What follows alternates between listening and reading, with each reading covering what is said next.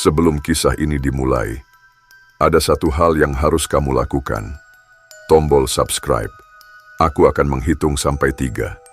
1, 2. Bagus.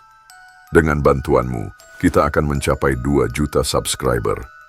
Sekarang, kita mulai.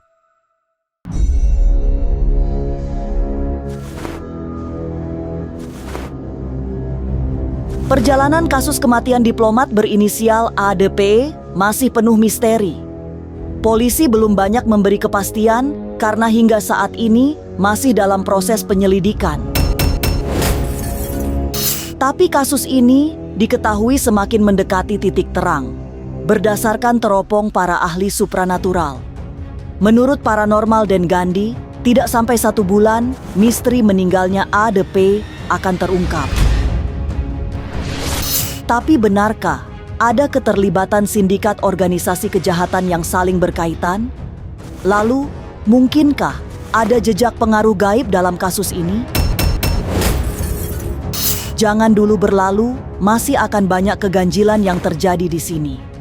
Dan jangan lupa subscribe, like, komen, dan share, agar tak ada yang terasa ganjil di sekitar Anda.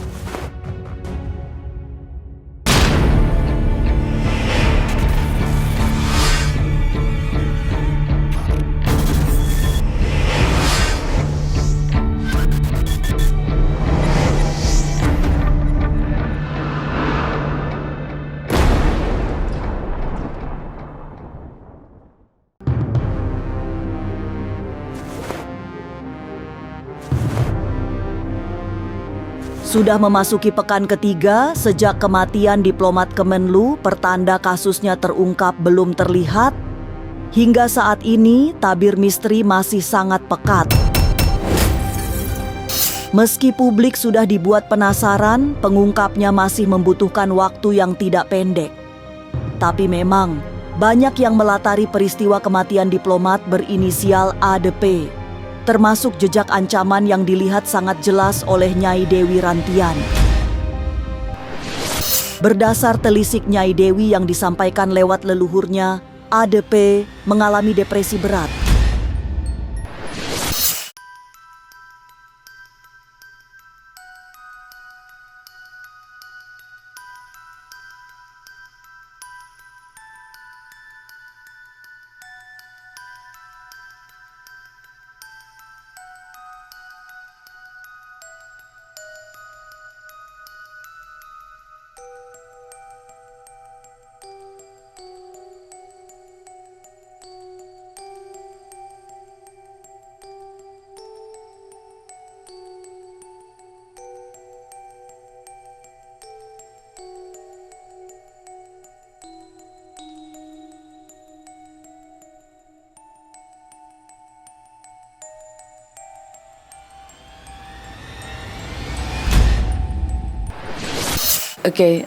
Leluhur saya tadi kan mengatakan bahwa ada ancaman.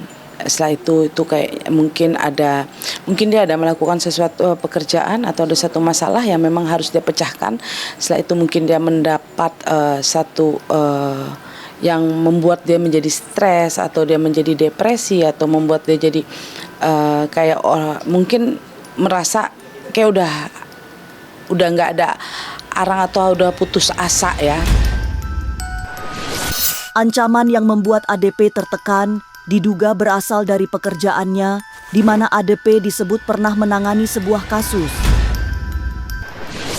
Mungkin bisa ancaman seperti itu kan. Apalagi kan kalau dia memecahkan satu kasus, mungkin ada yang mengancam atau ada apapun kan dari yang dia pegang dalam satu kasus ini. Tapi tidak bisa dipungkiri, Nyai Dewi Rantian juga merasakan ada keterlibatan energi negatif dalam kasus ini.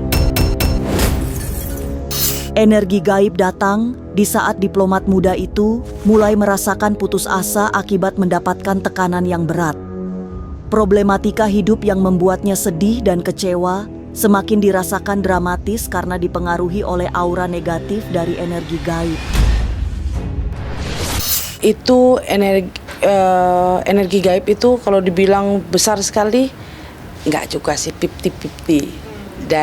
Dari jiwa kita sendiri mungkin 50%, dari gaib juga bisa mendorong 50%. Seperti itu. Jadi kadang-kadang kan ada orang yang sudah putus asa, udah kecewa, udah sedih, terlalu banyak masalah dalam hidup dia. Dia merasa ada orang yang seperti itu. Setelah itu mungkin ada yang gaib yang memang untuk mengganggu dia, untuk lebih bagus kamu bunuh diri, lebih bagus kamu akhiri diri kamu dengan cara begini, cara begitu. Itu kan kalau orang banyak masalah, pikiran, stres, semua tuh kan kosong ya. Karena kosong itu biasanya bisa dimasuki dengan gaib seperti itu. 3 pekan berlalu, kasus kematian diplomat muda Kemenlu memang masih menajdi sorotan publik.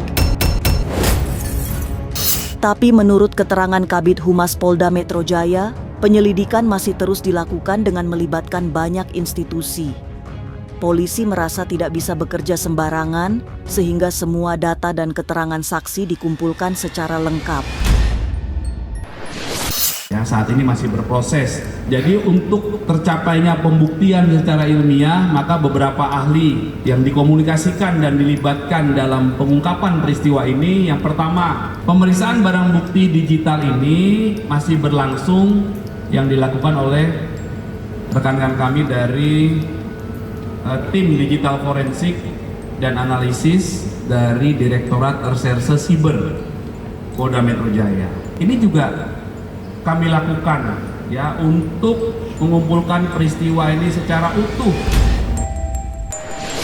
Tapi benarkah kematian ADP diduga dibunuh oleh sindikat kejahatan? Jangan kemana-mana, tetap subscribe, like, share, dan komen agar tak ada yang terasa ganjil di sekitar Anda.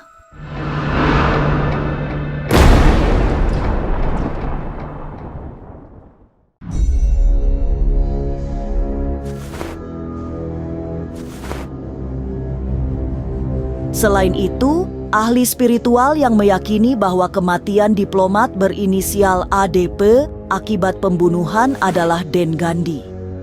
Tapi memang Den Gandhi percaya yang melakukan pembunuhan ini bukan orang sembarangan.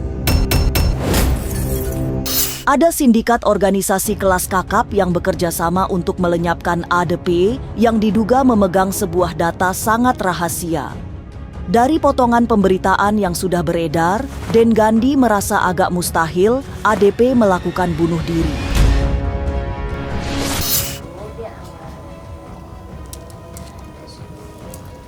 Assalamualaikum, assalamualaikum. Juga Sohibul Wilayah, Sang Yang Dangyang, Jatisari, Jati Asih, Cakung Bayangan.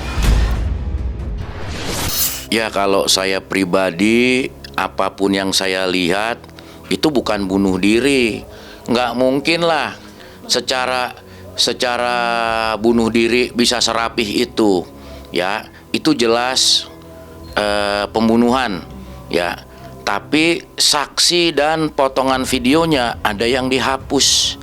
Ya, dan memang sebelum kejadian saya mendapatkan kabar di orang-orang di jalan. Nah, kebetulan yang saya dengar memang korban pembunuhan itu adalah salah satu yang punya data atau mungkin punya berita atau info.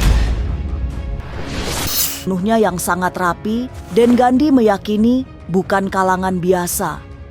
Paling tidak, pelaku adalah profesional yang sudah biasa melakukan pekerjaannya. Aksi yang minim jejak serta dilakukan dengan cara sangat dingin hanya bisa dilakukan oleh orang yang sudah sangat terlatih. Ya, makanya bukti-bukti di lapangan itu ya banyak yang hilang ataupun memang tidak ada karena profesional yang saya lihat. Ya, bukan ecek-ecek. Oh enggak. Itu sudah direncanakan kok. Sudah jelas direncanakan. Bukan hanya sudah direncanakan oleh seorang profesional, kematian diplomat muda Kemenlu juga dilakukan dengan cara yang sangat rapi dan halus, sehingga banyak jejak pelaku yang tak terlacak. Jadi pembunuhnya itu udah jelas sudah sering melakukan. Karena tadi jejaknya ada yang hilang. Dan dia secara melakukannya secara apa ya? Ya halus lah, maksudnya tidak tahu saksi yang banyak.